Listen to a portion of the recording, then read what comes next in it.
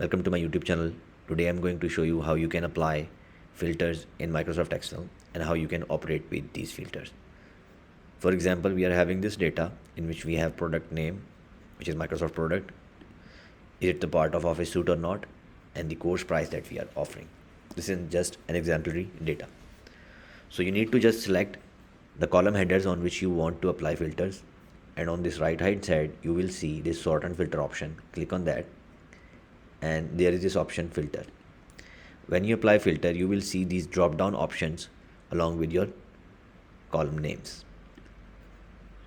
So for example, if I want to put filter in this course price, I will just click on this and it will show me a new window. In this window, I will be having all the values that I have in my data, and I just want to select a few only. I will just select all. I click on select all and it will deselect anything, and then I will just click 100 and 60 or whatever the values that I want to keep, and then I will click apply filter. So now you see I have only 3 values left with 60 and $100 only because I have applied filter over there. And the second thing that you notice is that these rows number are highlighted in blue and there are missing rows, which means that these are the filtered rows. But if I want to apply another filter on the same data, whether it is part of the suite or not, I will just need to click on this drop down option, and then I need to select, for example, I want to see the products which are part of the Office suite. I will uncheck the no option and then I will apply filter. So now I have applied 2 filters and I can see this thing by this small filter option along with these column headers. If I want to remove the filter, I will just need to go to this,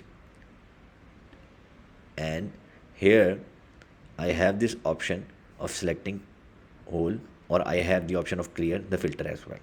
I will click clear filter and it will remove the filter. Similarly, if I want to do it the same for course price, I will just click on this and I will click clear filter. It will clear the whole filter.